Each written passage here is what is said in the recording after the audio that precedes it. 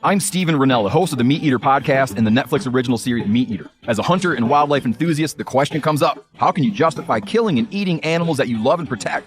Well, that's part of what we wrangle with on the Meat Eater podcast, along with broader and often funnier discussions about living an outdoor life in the modern world. Listen to the Meat Eater podcast on the iHeartRadio app, Apple Podcasts, or wherever you get your podcasts. Welcome to Monster, DC Sniper, a production of iHeartRadio and Tenderfoot TV. The views and opinions expressed in this podcast are solely those of the podcast author or individuals participating in the podcast and do not represent those of iHeartMedia, Tenderfoot TV, or their employees. Listener discretion is advised. Late last month, new developments broke in the DC Sniper case. The Supreme Court was set to rule on whether Lee Boyd Malvo should be resentenced in Virginia. In two past cases, the Supreme Court held that mandatory life sentences without parole for juvenile offenders is unconstitutional. In February, before the Supreme Court made a ruling, Virginia Governor Ralph Northam signed a new bill into law. The law gives parole eligibility to all juvenile offenders tried, convicted, and sentenced within the adult justice system in Virginia. As a result, Malvo agreed to withdraw his appeal, and the case has been dismissed by the Supreme Court. This new law means Malvo can seek parole in Virginia. These developments will have lasting implications not just on Malvo's fate, but the fates of hundreds of others who committed felony crimes as minors in Virginia. For that reason, Monster DC Sniper is taking an extra week to conduct further research, speak with more experts, and to update the finale of this podcast. The main season will resume next week with episode 12, with the investigation into the sniper's killings leading up to the DC attacks, including police interviews with Lee Boyd Malvo and John Muhammad. In the meantime, we're happy to present this recording of a live behind-the-scenes event from January 25th, 2020. The creators of Monster DC Sniper were invited to speak at the Savannah College of Art and Design's podcast weekend. The event was hosted by the Senior Executive Director at SCAD Film, Lee Seaman. Hi, everybody. My name is Lee Seaman, and I have the distinct pleasure to head up the festivals and events produced by SCAD Film with an incredible support team from all of our SCAD family, over 4 campuses around the world, 16,000 students, over 40,000 alumni in 70 countries. SCAD Film was created so that we could take full advantage of our SCAD expertise and preeminence and match it to the growing expertise that the industry was bringing to Atlanta and create opportunities for a collision of creative minds. And we've been able to do that through established festivals like our SCAD Savannah Film Festival, which has been in place over 20 years, our ATV Fest, which will be in its 8th year, and this sort of new palette of festivals, Animation Fest, Gaming Fest, and a whole year of events like this one, SCAD Podcast Weekend. Now, I have a question for you. When is the last time that you counted to 70 million? Our friends here today counted to 70 million. In their first season, they counted almost to 70 million again, and they're about to count to more than 70 million with season 3. These guys know what they are doing, and they are led by Matt Frederick. Please join me in welcoming him. Hi, everybody. My name is Matt Frederick. I am currently a lead executive producer at iHeart Podcasts. We're here in Atlanta. We're based in Ponce City Market. That's where we make a lot of our shows. Back in 2006, I got an internship at How Stuff Works. It was back on the internet when you're on the internet just to read articles. Do you remember that time? Does anybody remember a time when that happened? Because How Stuff Works, the whole time it had been a thing, made articles. A couple of years later, we started making videos. So what we tried to do is take those articles and put them into video format. And it worked really well for a while. We created things like Brain Stuff and one of the shows I created called Stuff They Don't Want You to Know. It was going really well, but there's this other emerging medium called podcasts. And nobody knew really what it was, but we figured, well, let's try taking those articles and turn them into an audio format that you could just listen to instead of having to read it. And from those little experimentations from back in 2008, 2009, we created some of the biggest podcasts that exist on this planet today. Stuff you should know, stuff you missed in history class, stuff mom never told you. And that was all through the website How Stuff Works, which became Stuff Media, the podcast arm of that website. And it's so weird. We moved to Ponce City Market. We're making all these shows, and we find out there's this amazing true crime show, unlike anything anybody has ever heard before, and it's apparently being produced 4 floors above our office. We had no idea that was happening. It was this just a small group of people. They were called Tenderfoot TV, and we were so impressed with the content, we thought, okay, let's contact these guys, Donald Albright and Payne Lindsay. Let's see what they're up to. We had a quick meeting, and just over coffee, we decided we want to work together. And if we are going to work together, what do we want to tackle? What story do we want to tell? Both teams simultaneously wanted to tell Atlanta's missing and murdered children's story because it was not something that was being talked about. We felt like it was a story that had been underserved, and it was an underserved community in the first place. And we thought, let's at least do our best to tell the stories of the people who went through this, who lived through this. And we created Atlanta Monster. Atlanta, Georgia, 1979. One by one, kids are going missing with no explanation. 7 of the children have disappeared since March. A black 13-year-old boy living in a housing project, good in school, a loner, working for extra money, and as of Thursday night, missing. Are you scared?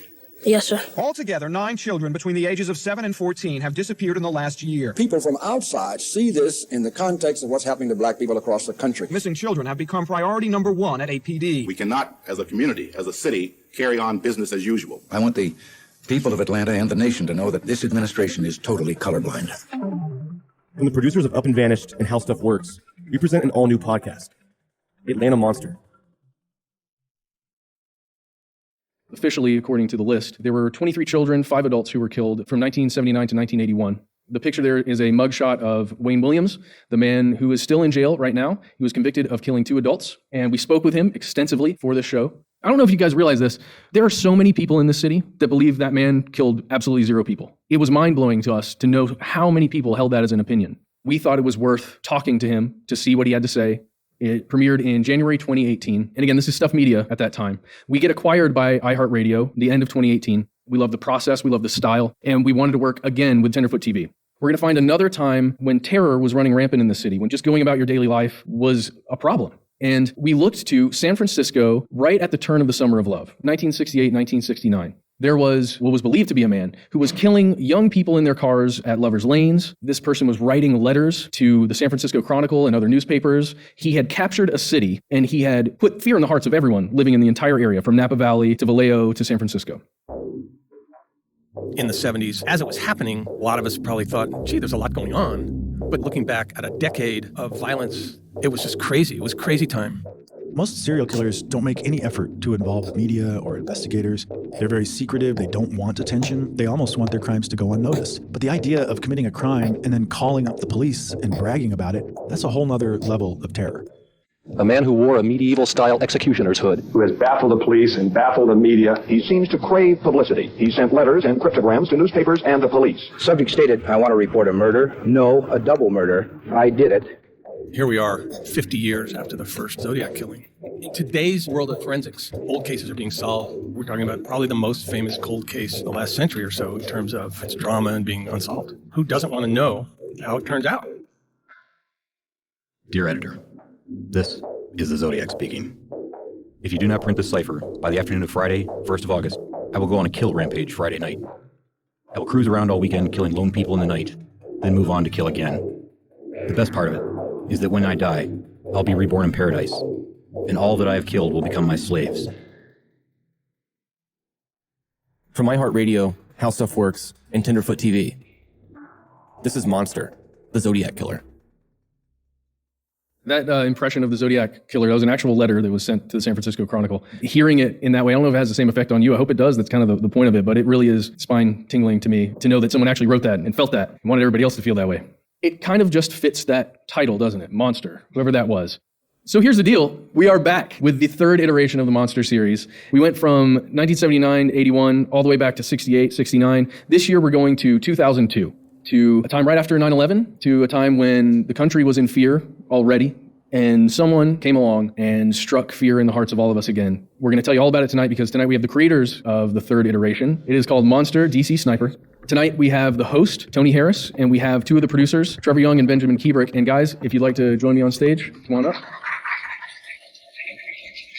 We got Trevor Young. This is Ben Keebrick. These guys are the writers and really the backbone, the creators of this show. So Ben, I want to pose this to you. Can you tell us kind of a basic overview of the case and how you came to learn all the information about it? So one thing just to start. So I grew up in Northern Virginia. So I was a high school student when all this stuff was going on. But then in starting to research it, I realized even though I was there at the time and like getting all that local news and stuff, I realized there was so much about this case that either I never knew or completely forgot about.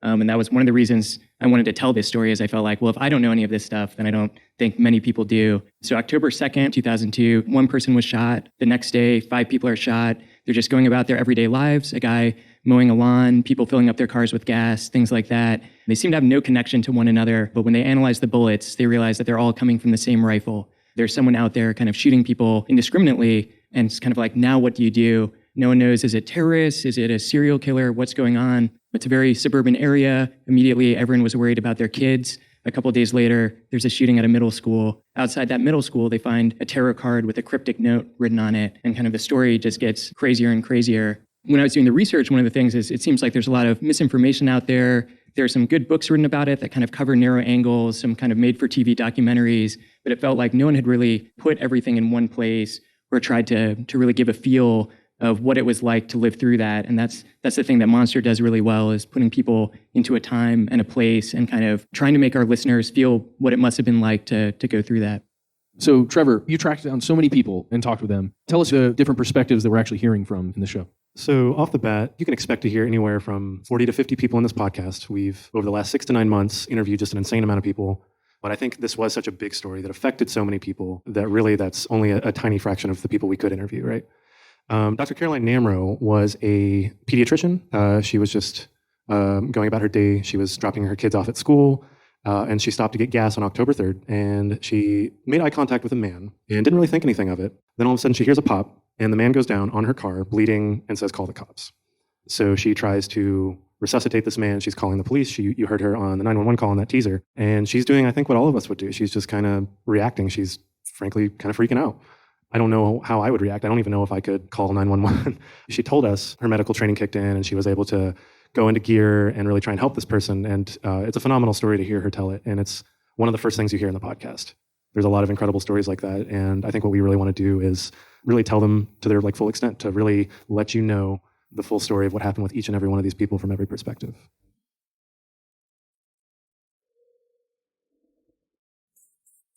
I'm Steven Rennell, the host of the Meat Eater podcast and the Netflix original series Meat Eater. As a hunter and wildlife enthusiast, the question comes up, how can you justify killing and eating animals that you love and protect? Well, that's part of what we wrangle with on the Meat Eater podcast, along with broader and often funnier discussions about living an outdoor life in the modern world. Listen to the Meat Eater podcast on the iHeartRadio app, Apple Podcasts, or wherever you get your podcasts.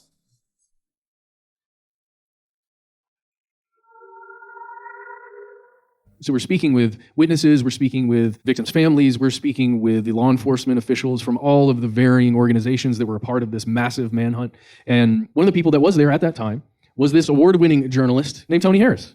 You have been in television for a long time, my friend. Stop right there. When is the first time? Goodness. Okay, am I not allowed to? When was your first TV gig, for real? My first TV gig was 82. 82, the first time you were on television. 1982, yeah. And you have been working consistently this whole time. Knock wood, yeah. I just want to know why are you taking all of your TV talents and putting them into a podcast? Oh, that's easy. Look, when you sign up for this role as a journalist, you know, what you're saying to anyone who will listen to you is that you want to tell amazing stories. You want to dig deep and you want to share those stories. You want to investigate, you want to uncover, and you want to report. That's what you sign up for when you say you want to be a journalist. And that's what I did forever ago. And once you do that, you want to find as many venues as possible to tell amazing stories. So sure, I've done that work at CNN. I did that work for Al Jazeera in Doha, and then again in New York. I have been really fortunate to cover amazing stories, everything from the Southeast Asia tsunami to Katrina to the Arab Spring. And this is an opportunity that I think is really special now. This world that you guys have created gives journalists like me an opportunity to dig, to do the deep dive. This is a really deep dive. And I mean, I think that's important. That's an important point to make here. So it's not a situation that you see a lot in television news where you got a 15-second soundbite from someone. You get an opportunity to actually hear someone explain not just the moment, but what they were feeling and what they were going through emotionally in that moment. That's why I feel blessed to have this opportunity to tell this story that I have kind of intimate knowledge of. You remember this story, right? I mean, you remember this. I just need to feel some energy back from the audience. You do remember the story, right? This is 2002, and I was working in Baltimore as a news anchor for the Fox affiliate there, and on the 2nd, I remember us getting a call in our newsroom about a shooting in Montgomery County, which was odd and weird because, you know, as was mentioned, Montgomery County is kind of this pristine community, high net worth county in Maryland. That would have led our newscast that night. And the next day, all hell broke loose. 5 people killed on the 3rd. And at that point, as my news brain was working at the time, I knew we had a massive story and not enough people. I'm thinking resources to cover the story. I'm thinking about how do we get the information to people? We weren't getting anything from police. Everyone was afraid that it was terrorism, and we just didn't have enough resources to cover the story. And I don't know, at some point during the 23 days of panic and hell, I can remember sort of, wait a minute, you're trying to figure out, because as an anchor, you're getting people on who are telling the story. And I think in many cases, we might have been part of the problem in telling the story because we became as fixated as anyone with the idea of the white van. You remember the white panel truck? Remember that? How that sort of dominated the story? And then the next thing was all of the leaks that we were reporting on and how some of those leaks were coming from investigators close to the case. So you're just conflicted and you're wondering if you're doing a service to the public, but we have viewers who are clamoring to know everything there is to know about this case. And so you're feeling conflicted and everything else. And I'm still thinking as an anchor, as a reporter, trying to get information at some point, and I don't know when, at some point, I started to think like a human being. And I started to think about the people who had been killed, their lives, their families. And then it must have been around the time when Iron Brown, 13-year-old kid at Tasker Middle School, shot. Yeah, that's right. He survived. That's right. Yeah. Survived at Tasker Middle School. And I think it was shortly, or certainly in that moment, I began to stop thinking about this purely as a story with all the adrenaline that goes along with being, a reporter or anchor on a huge story with national and international interest. And I started to think about myself as a father of two young children. And the story kind of changes for me at that point. So there are two routes I want to go with that statement, Tony. The first one is how making a show like this affects you when you are speaking to somebody like this, then you're perhaps in an editing bay and listening to it over and over again and really trying to pull out the truth and the emotion in something horrific that you're listening to. How has that affected you guys? Has it affected you guys at all, or how do you think about it? Well, I think all or most of us here come from a journalism background. And I think when you work in journalism for so many years, you kind of, in a way, learn how to harden yourself when you're talking and hearing and dealing with these stories. So, when you go into this, when you're in the moment, you're talking to this person, you're doing two things. You're one, trying to get the story, get the information, really talk with this person, empathize with them. But, at the end of the day, also, you are trying to connect with them on an emotional level. And I think in the podcasting world, we're trying to do that more over longer periods of time. And it's harder to not let that affect you. It's hard not to feel more emotionally invested in these people when you were talking with them on multiple occasions, sometimes for hours at a time. These are not like TV interviews that you see on a talk show. These are people that when you leave the room with them or you get off the phone with them, you feel like you know each other. And there's a piece of each other that you've shared that you are probably going to remember forever and you can't take back. And I personally have walked away from a lot of interviews. I don't want to say shaken, but feeling like I had experienced something myself that somebody had explained to me because they were so open with me, because they went into so much detail, because they gave me something so vivid. I almost felt like I'd been there. And it's good for us to hear that stuff because then we know we have something powerful. One of the major purposes of these shows is to learn something from the experience of all of the people that have gone through all of these things, people who have, been on the side of the law, chasing somebody down, or on the wrong side of a gun. It's basic storytelling stuff, but it's also very important to us, I think, when we're making a show like this, looking at the big picture and thinking about ourselves. Ben, I want to jump to you really quickly because one of the ways we do that is to kind of time travel in these shows and play archival footage from news organizations. Talk to me about how we're using archival footage in this and how that's helping to shape the story, but it's also telling us some things about what was going on between law enforcement and the media. So this is kind of an interesting case from an archival perspective because it turned into a national news story. I mean, you have George W. Bush talking about it, it's covered by all of the stations, and there are kind of these massive trials that happened afterwards where things like the 911 calls got entered into that public record. So we have a lot of kind of primary documents of kind of what was going on at that time, how people thought about it, people calling in to call in radio shows to express their fears and their concerns. So we really had a ton of stuff to work with and tried to incorporate that kind of whenever we could. In one of our recent episodes, there was kind of a particularly harrowing 911 call that we had a big internal debate about, whether to use and how much to use. And there's kind of this balance of, you want to respect the people that went through these things, but it's also something that really happened. And so kind of to accurately present what was going on, do you want to kind of show that in its kind of most dark and brutal fashion? There was tension occurring between the media and law enforcement about what information should be put out into the public. This is what I want to learn from you, Tony. So from the news person's, the journalist perspective, what do you think about if information gets leaked to you that is really important for people's understanding about this case, even though it's important to the case? Look, are you going to hinder the investigation? I was at CNN when Jazeera got the Al-Qaeda tapes. And, there was a lot of back and forth and wringing of hands and a lot of criticism from inside our own building of Jazeera for going with those tapes. When the reality is, if we had gotten the tapes, we'd have run those tapes, right? And so if you get information like that is really hot and really provocative, what do you do with it? Well, there's an editorial process. We all know that. You just described an editorial process. And I think you've got to weigh, it's the old question of the public's right to know, right? And the extent to which sharing that information might hinder an investigation. I think there are circumstances where, during that case, we got it wrong.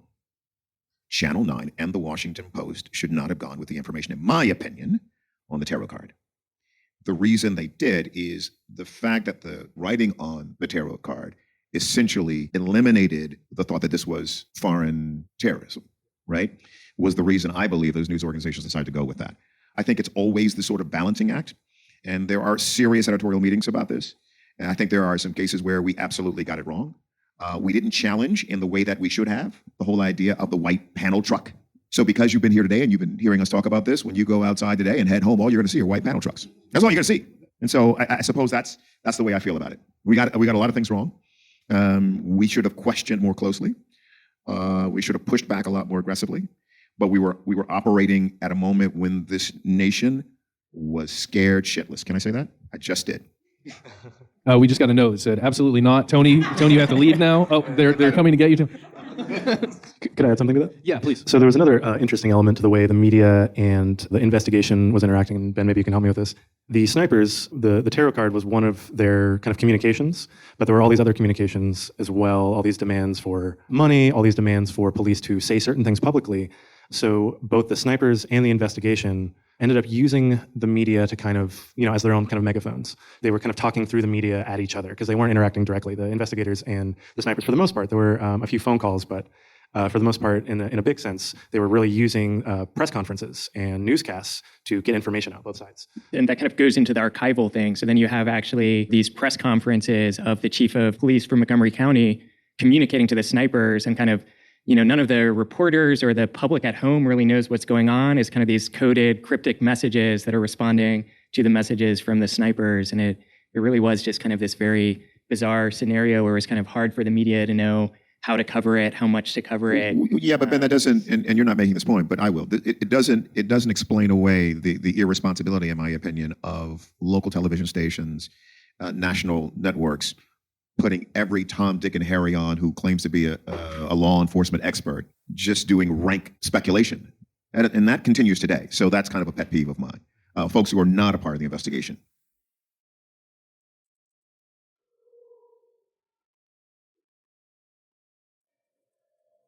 We're going to take some questions. Does anybody out there have any questions? Because if you don't, I'll keep asking them.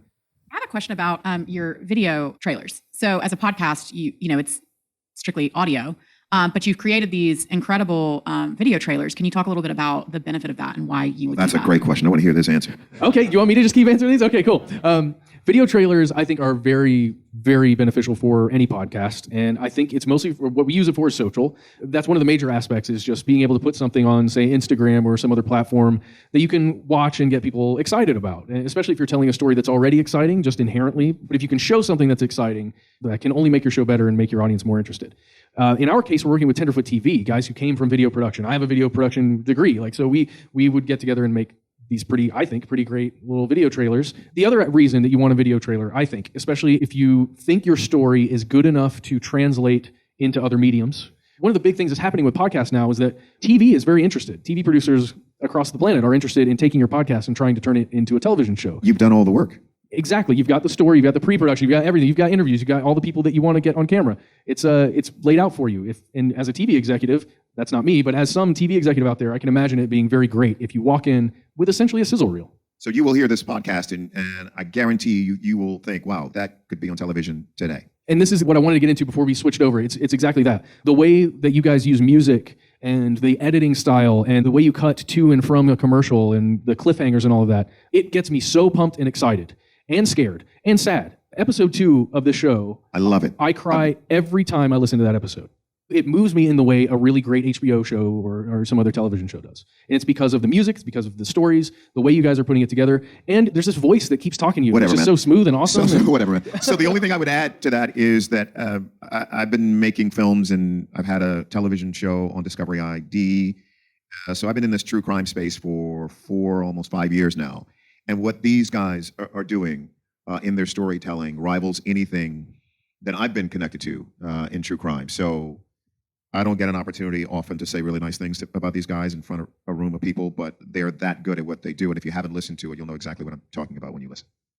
Thank you. And going back to the kind of music for a second, I think one of the interesting things about Atlanta Monster and the Monster series, and I guess Up and Vanished too, it's one of the first kind of big podcasts that didn't come out directly from public radio. So like Serial, Sarah Koenig's was on This American Life. A lot of people making podcasts kind of came from that background. I think this was one of the first podcast series to kind of be made by someone who really had more of like a TV aesthetic, and that goes into the way you cut things, the way you use music. And we try to keep the journalism, we try to keep that same rigor, but maybe the way things are timed and spaced and the musical cues are a little bit more similar to a TV documentary than, a standard public radio story or something. Well, and they're not here tonight, but I think we owe a lot of that to Tenderfoot TV. Absolutely. Frankly, invented a lot of that model. They came from kind of a documentary producing background. They kind of brought that to podcasting with Up and Vanish and then Atlanta Monster.